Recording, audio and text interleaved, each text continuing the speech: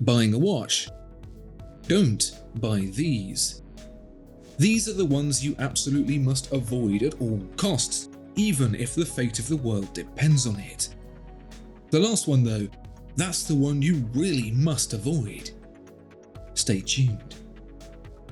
We're on tour. If you want to join me live at an event near you and hear first about limited edition merch and giveaways, then make sure to register at the link in the description below. Thank you. As a kid, did you ever build a super mega spaceship fortress with Lego? One with guns and rockets and a tennis court.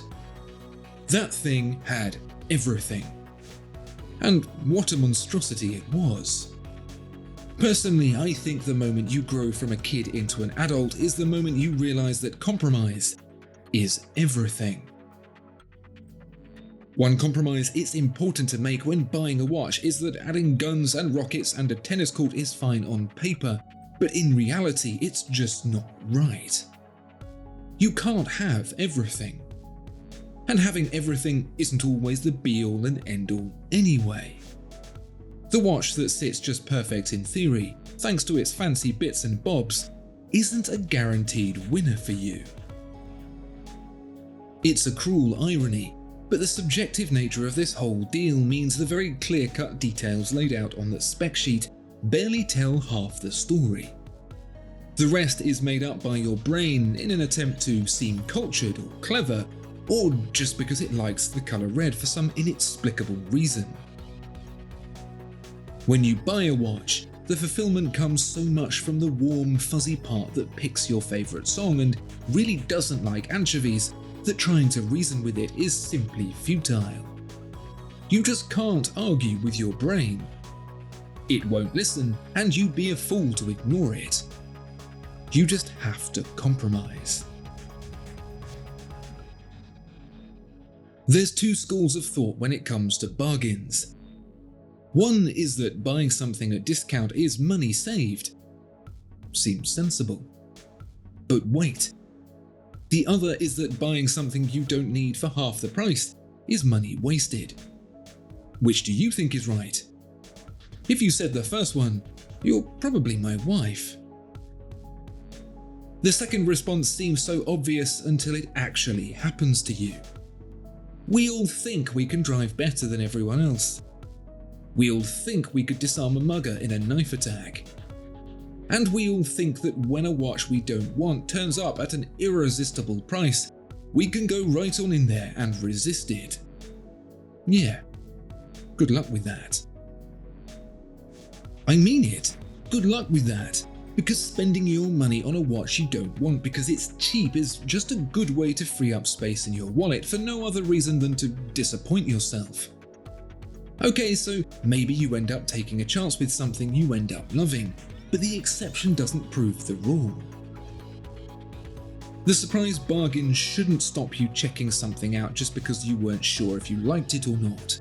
But don't think I don't know that you know that deep down you think that watch is uglier than Satan's armpit. There's no point trying to pull the wool over your own eyes. You're smarter than that. I don't know if you've seen the film Everything Everywhere All at Once, but it's very good. Almost. It's a fantastic concept and a beautiful story, but if I were to be a picky stickler, I am, I'd say it doesn't quite stick the landing. It's not bad by any stretch, it's just not perfect. Not quite. And that's me quibbling over $10 or so for a film, so I definitely wouldn't advise making the same kind of rash decision with hundreds or even thousands. Yet people do all the time. There's more overlooking going on in watch collecting than in a Stephen King novel. Literally, there are people out there that see a watch, realise it's not quite right, and then buy it anyway for many, many monies. Statistically, you're one of those people, and so am I, because for some stupid reason, we convince ourselves that good enough is good enough, right up until the point the transaction goes through and you realise all you bought was a lump in your throat and a pit in your stomach. There are easier, cheaper ways to feel regret. Buying the watch that's almost there but not quite is the errand of the foolish person. There are so many good watches out there that picking one that's just a bit off just doesn't need to happen. I mean, look at it this way. It's cheaper to not have the watch you don't want than it is to have it. The next one I want you to listen to very carefully because it's one our puny ape brains get fooled by a lot. You, me, we all get a kick out of buying stuff, whether we want it or not. That's why my wife's cupboard is brimmed with clothes that still have the labels on.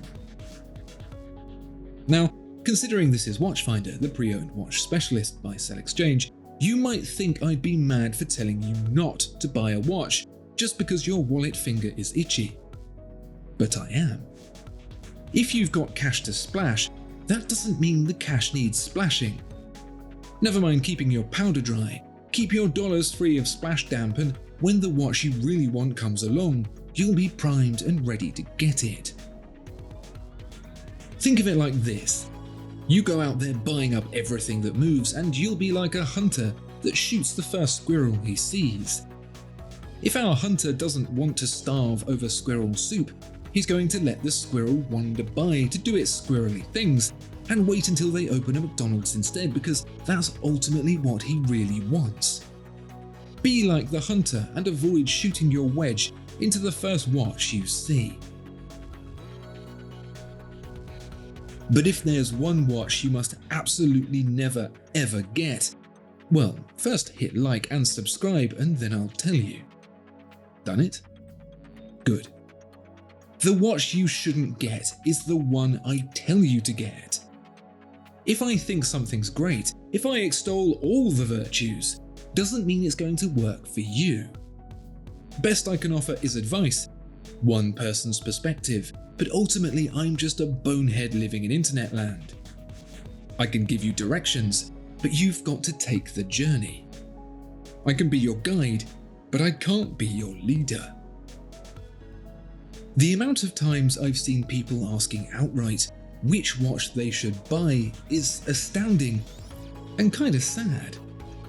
Choosing a watch that reflects your values is really the only reason to choose one. It's not so much a time-telling device as it is a coat of arms upon which to bear yourself, so make sure it's you that you're representing. Same goes for any other person in a position of influence. Hear what they say and process it through your personal filter. See if it resonates with you before you commit your cash. If you're a pushover like me, it's all too easy to adopt someone else's personality and wear it as your own. What watch would you advise others to avoid? Let me know down in the comments. Thanks so much for watching, and I'll see you next time.